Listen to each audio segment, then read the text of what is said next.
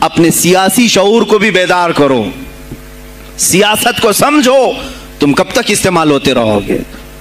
اب اس میں علماء کو بھی آنا چاہیے کہ ان کے سیاسی شعور کو بیدار کرے۔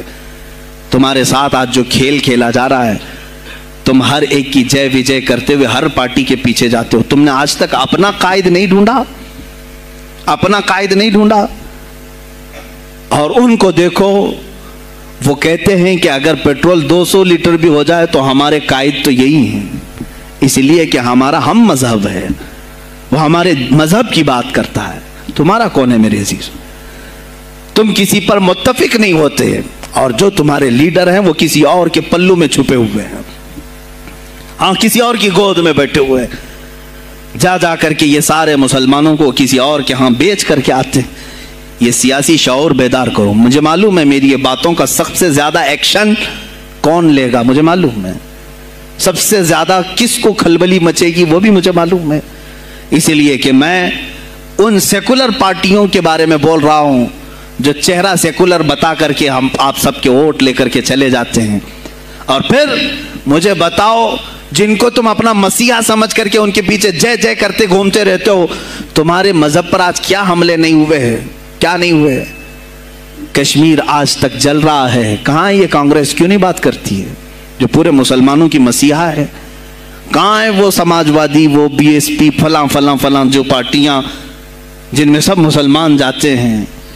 کیا ان کو اتنا بھی شعور نہیں کہ وہ پارلیمنٹ میں اس کے خلاف بات کریں، کہیں کہ یہ مسلمانوں کے ساتھ ظلم ہو رہا ہے، ہم ان کے ووٹ لیتے ہیں؟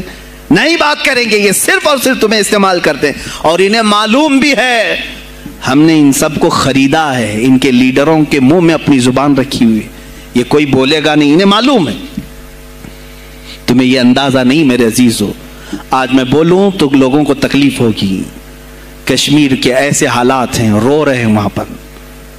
ایک مولانا ہیں، مسجد کے امام ہیں، انہوں نے کہا، باضابطہ حلفیہ کہا نوجوان میرے پاس نماز کے لیے آتا تھا، اس نے یہ کہا کہ حضرت کیا سوسائیڈ کرنے کی اجازت ہے؟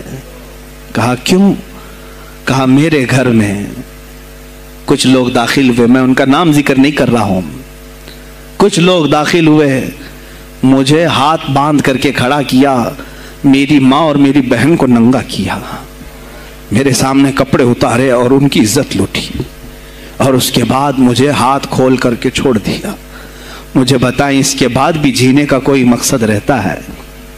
مجھے بتائیں اس کے بعد بھی جینے کا کوئی حاصل ہے؟ یہ سب تمہارے ساتھ بھی ہوگا۔ جہاں میجورٹی ان کی مسلمانوں کی تھی وہاں یہ ننگا ناچ کر کے دکھایا ہے، تو یہاں تو تم بہت قلت میں ہو، تمہارے ساتھ بہت کچھ ہو سکتے ہیں، اب بھی اگر خاموش رہے۔ اسی لیے میں بار بار کہتا ہوں، اٹھو وہ گھر نہ حشر نہ ہوگا پھر کبھی، دوڑو کہ زمانہ چال اپنی چل گیا۔ تم اپنی سیاست کو منتخب کرو، تم اپنی قیادت کو منتخب کرو، اور اگر ابھی بھی سیاسی لاشعوری کی زندگی گزارتے رہو گے، لقمے بنتے چلے جاؤ گے، یہ کھاتے چلے جائیں گے۔ بات میں سلطان الاولیاء غوث پاک کی کر رہا تھا، لیکن مجھے یہ حالات پر گفتگو ضرور کرنی ہے، اس لیے کہ مجھے معلوم نہیں ہے کہ میری زبان پر کب تالے لگائے جائیں گے یا میری گردن پر کب چھری پھیری جائے گی، مجھے اس کا اندازہ نہیں۔ لیکن اے مسلمانوں، تم میری ذات سے الجھتے ہو تو الجھ جاؤ، مجھے اگر بلیم کرتے ہو، تانے مارتے ہو تو مار لو، چند دنوں کی بات ہے، جب تک میری سانسیں چل رہی ہیں تب تک مجھے گالیاں دو گے، لیکن جس دن میں بھی دنیا سے جاؤں گا اس دن تم ہماری باتیں یاد رکھو گے، اس دن یاد کرو گے۔ مجھے اپنے بچوں کو یہی بتانا ہے کہ اب وہ دور آیا ہے جہاں ممبروں سے بھی بولنے میں اب گھبراہٹ ہے، لوگ اپنے خوف کے مارے ایسے ہیں کہ اپنی روزی روٹی کے چکر میں میرے مصطفیٰ کی گالیاں سننا برداشت کر رہے ہیں۔ دیتا ہے دینے دو نا، ہمارا کیا بگڑتا ہے؟ اس پوزیشن میں تم آئے ہو آج، تمہارا امام جب اتنا بزدل ہے تو تمہارے دلوں میں کون سا ایمان باقی رہ جائے گا؟ اس لیے شعور پیدا کرو۔ اگر اولیاء کی نسبت تمہارے دل میں ذرا برابر بھی باقی ہے تو اٹھو میرے عزیزو، آپ قیامت کے دن جواب دہ ہوں گے میرے نبی صلی اللہ تعالیٰ علیہ وسلم کی عظمت پر۔ آج جو حملے ہو رہے ہیں یہ ہماری زندگی کا سب سے بڑا ایشو ہے۔